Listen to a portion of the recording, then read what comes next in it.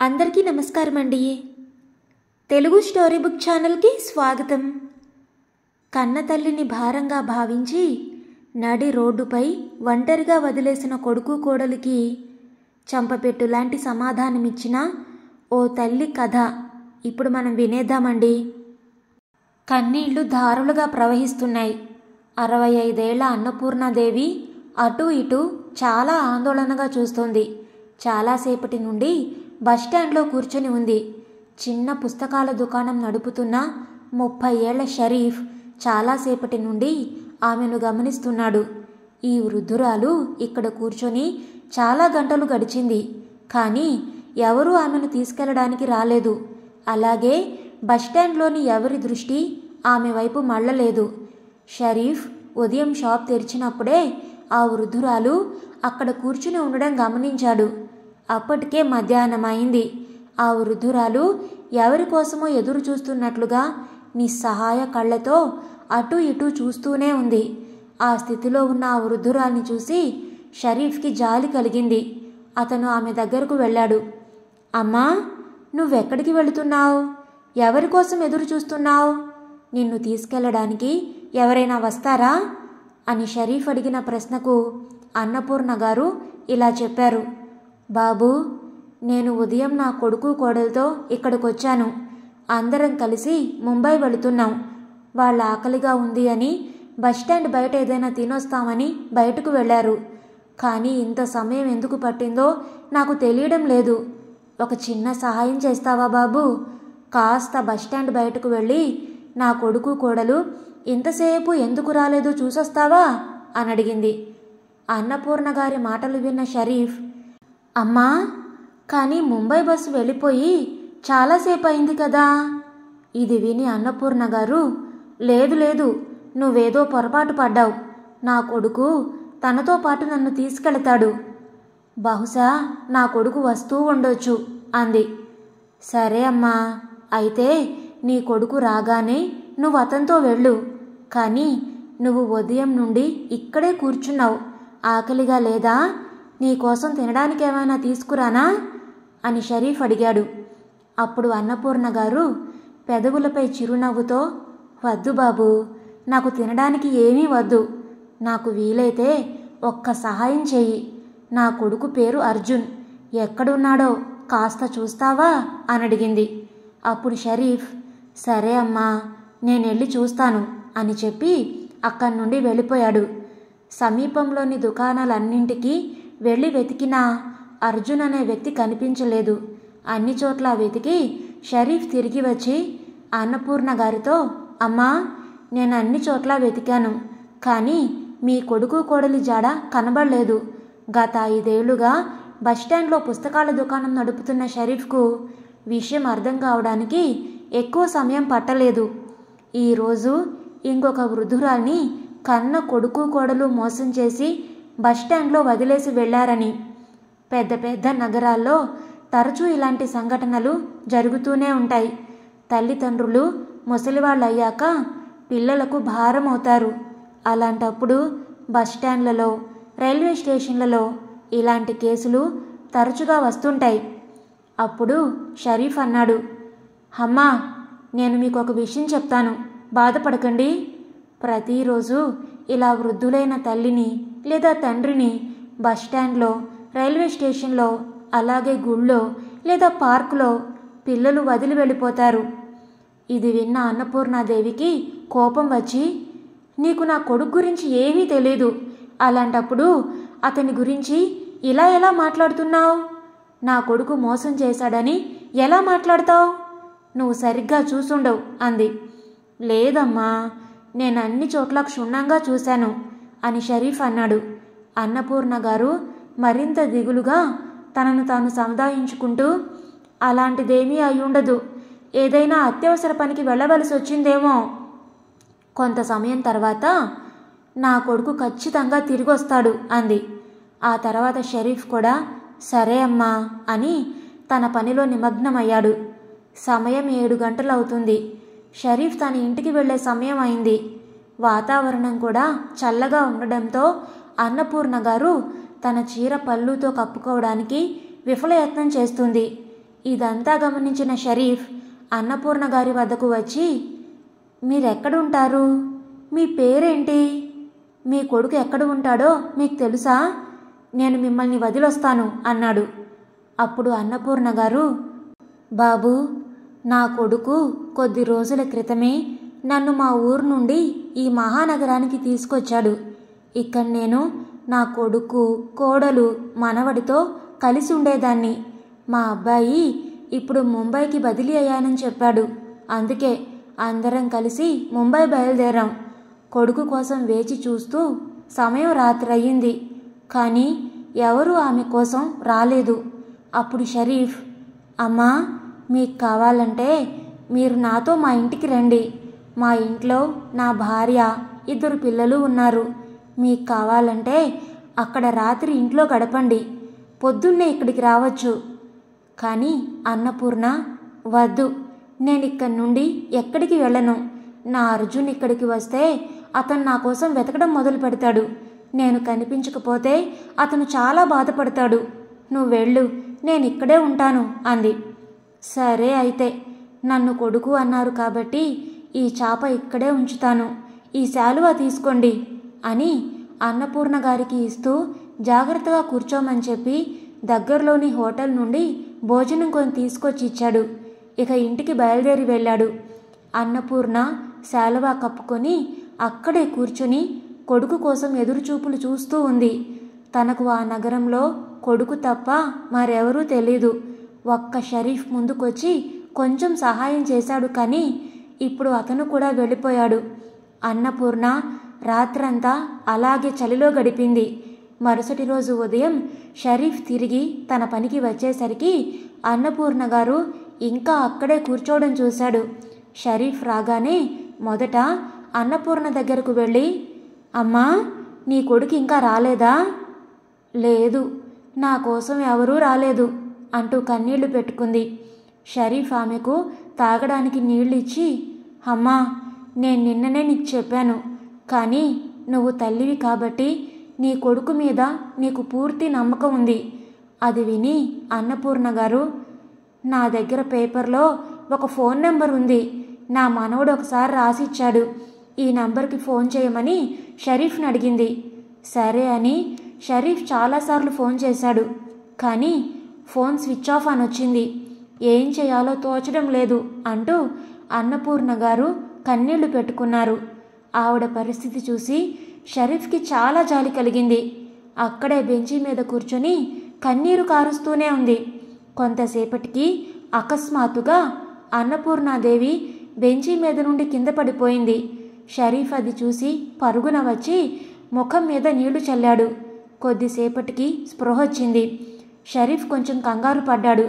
వెంటనే అన్నపూర్ణ గారిని బెంచి మీద పడుకోబెట్టాడు. స్పృహ వచ్చాక, ఏమైంది మీకు? నిన్న నేను ఇచ్చిన ఆహారం తినలేదా? చాలా బలహీనంగా కనబడుతున్నారు అన్నాడు. కన్న కొడుకు చేసిన మోసం మరవలేకపోతున్నాను అని కన్నీళ్లు పెట్టుకుంటూ చెప్పింది. అది విన్న షరీఫ్ వెంటనే దగ్గరలోని క్యాంటీన్కి వెళ్ళి భోజనం తెచ్చి, అమ్మా, ముందు నువ్వు తిను, ఆ తర్వాత మనం మాట్లాడుకుందాం అన్నాడు. షరీఫ్ బలవంతం వలన భోజనం చేసిన అన్నపూర్ణను షరీఫ్, అమ్మా, ఇప్పుడు నీ కొడుకు తిరిగి రాలేడని నీకు తెలుసు. అందుకే నువ్వు నీ గ్రామంలో ఉన్న నీ ఇంటికి ఎందుకు వెళ్ళకూడదు అన్నాడు. నేనెక్కడికి వెళ్ళాలి? నా కొడుకు ఇక నువ్వు మా దగ్గరే ఉంటావు కాబట్టి ఇల్లు అమ్మేయమన్నాడు. ఈ వయసులో అంత డబ్బు ఎలా దాయగలవు అని డబ్బంతా అర్జున్ తీసుకున్నాడు. షరీఫ్ ఇది విని చాలా బాధపడ్డాడు. కానీ అతను ఏమీ చేయలేని పరిస్థితి. చిన్న దుకాణం నడుపుతూ కుటుంబాన్ని పోషించుకుంటున్నాడు. అన్నపూర్ణ గారిని శాంతపరిచి మళ్ళీ తన దుకాణాన్ని చూసుకోవడం ప్రారంభించాడు. కొంతసేపటి తర్వాత అన్నపూర్ణ గారు అక్కడి నుంచి లేచి ఎక్కడికో వెళ్ళిపోయింది. వాతావరణం చల్లగా ఉండడంతో చలికి వణుకుతూ అన్నపూర్ణ గారు ఫుట్పాత్పై బయట కూర్చుని ఉండడం చూశాడు షరీఫ్. అదే సమయంలో అన్నపూర్ణ గారిని చూసి అక్కడకు కొన్ని కుక్కలు వచ్చి బిగ్గరగా మొరగడం ప్రారంభించగా ఆ వృద్ధురాలు ఒక్కసారిగా భయపడి అక్కడి నుండి లేచింది.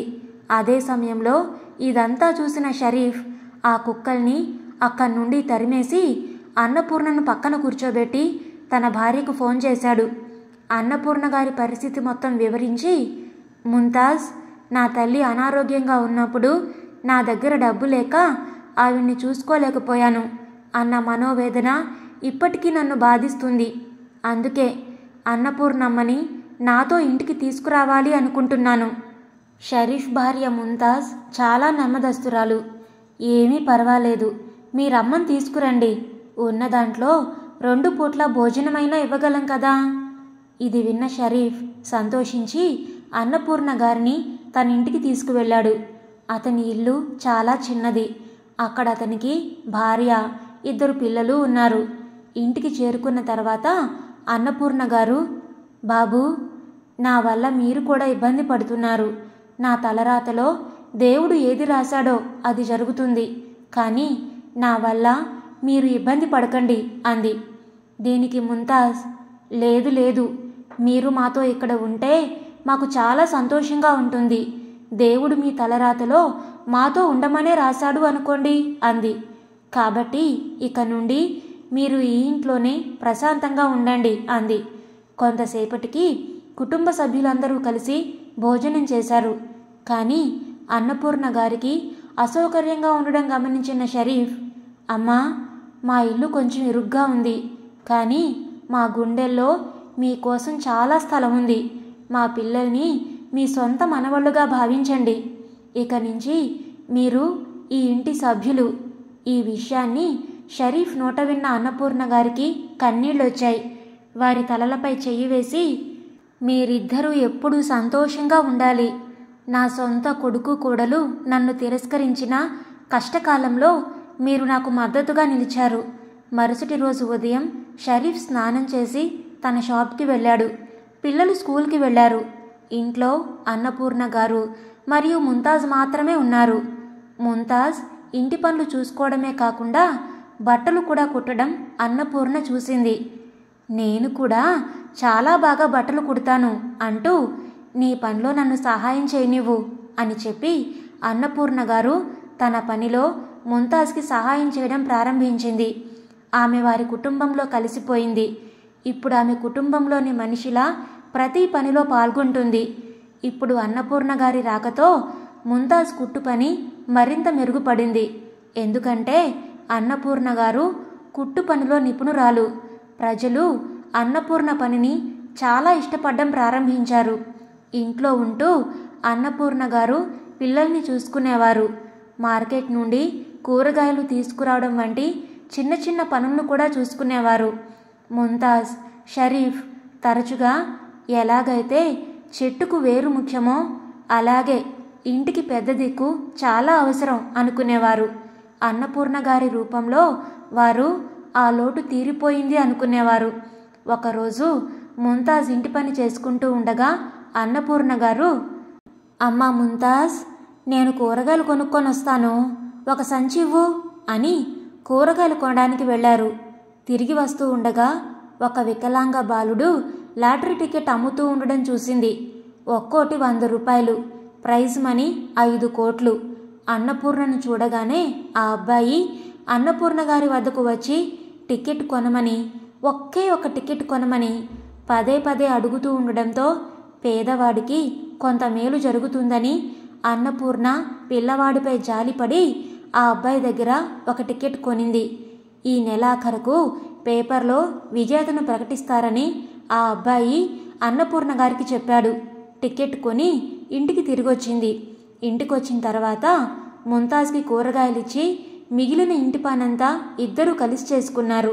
కాసేపటికి ఇద్దరూ కలిసి కుట్టు పని చేస్తూ ఉన్నప్పుడు అన్నపూర్ణ గారు తన చీర కొంగులో కట్టుకున్న లాటరీ టికెట్ తీసి ముంతాజ్కిస్తూ, ముంతాజ్, ఇందాక బజార్కి వెళ్ళినప్పుడు ఒక వికలాంగ బాలుడు లాటరీ టికెట్ ఒక్కటి 100 రూపాయలు కొనమని పదే పదే అడిగాడు.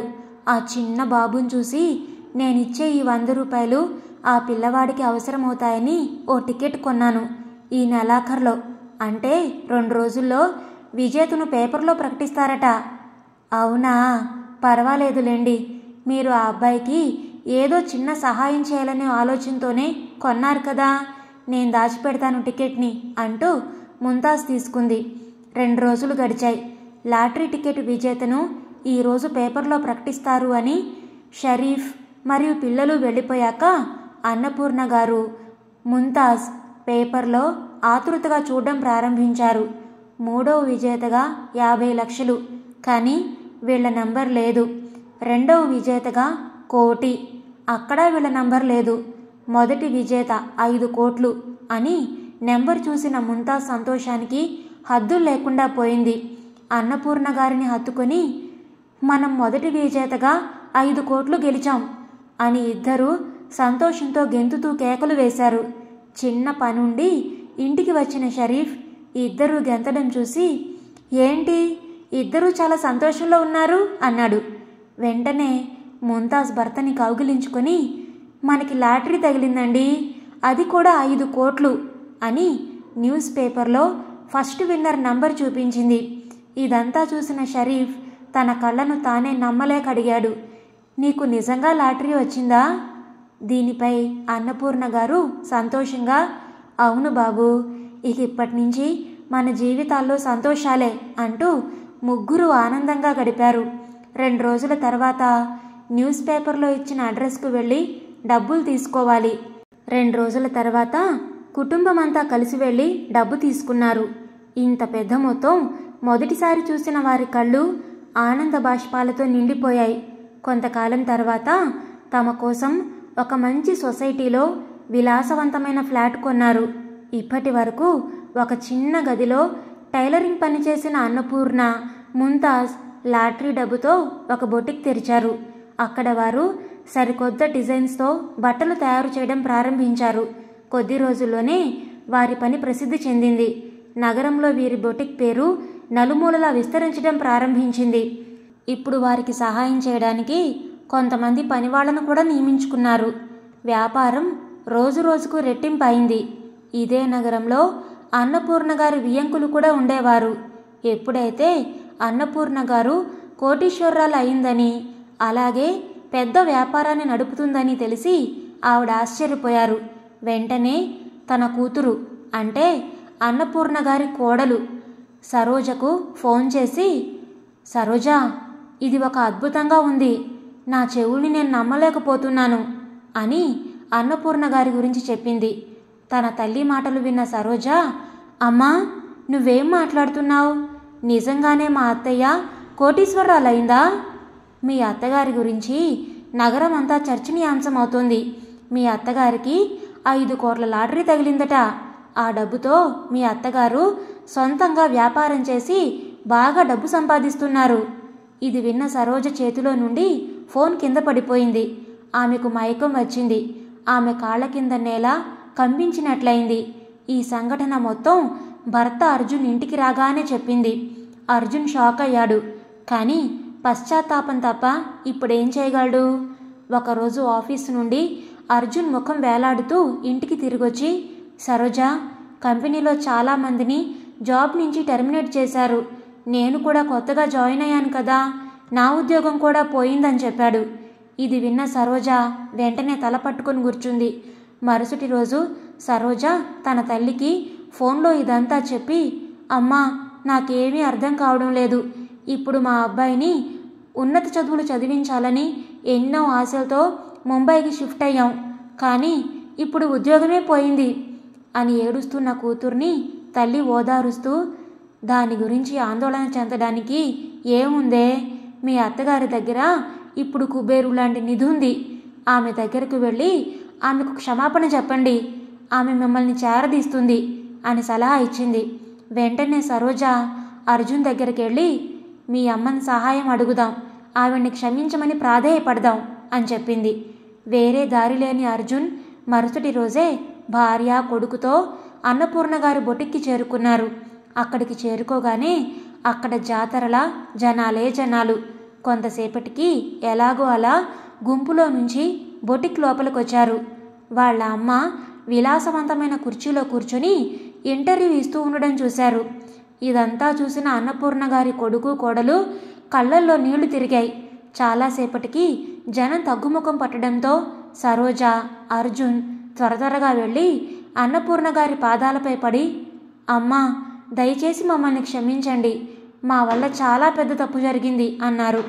అదే సమయంలో అన్నపూర్ణ గారు, ఎవరి తల్లి, ఎవరి అమ్మ? నాకు ఒకే ఒక కొడుకు కోడలున్నారు, షరీఫ్, ముంతాజ్. కన్న కొడుకు నన్ను రోడ్డు మీద వదిలేసి వెళ్ళినప్పుడు నాకు వాళ్ళ ఇంట్లో ఆశ్రయం ఇచ్చారు. మీతో నాకు ఎలాంటి సంబంధం లేదు అంటూ తన కస్టమర్లను అటెండ్ అవ్వడానికి లేవగానే వెనక నుండి అర్జున్ పిలిచాడు. ప్లీజ్ అమ్మా, మమ్మల్ని క్షమించు. ఇప్పుడు నా ఉద్యోగం కూడా పోయింది. నాకు వేరే చోట కూడా మంచి ఉద్యోగం రావడం లేదు. ఎక్కడికి వెళ్ళగలం? పెద్ద నేరం చేశామని గ్రహించాం. ఇకనైనా క్షమించు అన్నాడు. అది విని అన్నపూర్ణ గారు ఇలా అన్నారు. దీన్నే భగవంతుడు చేసే న్యాయం అంటారు. భగవంతుడు అందరినీ చూస్తూ ఉంటాడు. పాపం చేసిన వారు శిక్ష అనుభవించక తప్పదు. అప్పుడు కోడలు, అత్తయ్య, మేం మీతో కలిసి జీవించాలనుకుంటున్నాం. కానీ నేను మీతో జీవించాలనుకోవట్లేదు. నా వృద్ధాప్యంలో నేను గౌరవంగా జీవించాలనుకుంటున్నాను. ఇప్పటికే ఒకసారి మీ చేతిలో మోసపోయాను. ఇంకొకసారి మిమ్మల్ని నమ్మి మీతో పాటు రాను అంది అన్నపూర్ణ. మీ ఆస్తిపై మాకు కూడా హక్కు ఉందని మీరు మర్చిపోతున్నారా అత్తయ్య అంది కోడలు. అప్పుడు అన్నపూర్ణ గారన్నారు, మీరిద్దరూ ఏ హక్కు గురించి మాట్లాడుతున్నారు? నన్ను బస్టాండ్లో వదిలేసిన రోజునే ఆ హక్కు ముగిసిపోయింది. తల్లి మాట విన్న తర్వాత కొడుకు కోడలు ఏమీ మాట్లాడలేక తల వంచుకున్నారు. అప్పుడు అన్నపూర్ణ గారు, మీరిక్కడికి గెస్టులు కాబట్టి ఏదైనా తిని వెళ్ళండి. ఇలా చెబుతూ అన్నపూర్ణ గారి ముఖంలో గర్వంగా చిరునవ్వుతో తన పనిలో నిమగ్నమైంది. ఇదండి ఈరోజు కథ. మీకు నచ్చిందా? నచ్చితే లైక్ చేయండి, షేర్ చేయండి. అలాగే మీ విలువైన అభిప్రాయాలను కామెంట్స్లో తప్పకుండా తెలియచేయండి. ఇలాంటి మరెన్నో మంచి మంచి కథలు వినడానికి కొత్త వాళ్ళు మన ఛానల్ని తప్పకుండా సబ్స్క్రైబ్ చేసుకోండి. మరొక మంచి కథతో మళ్ళీ కలుద్దాం. అంతవరకు ఉంటానండి.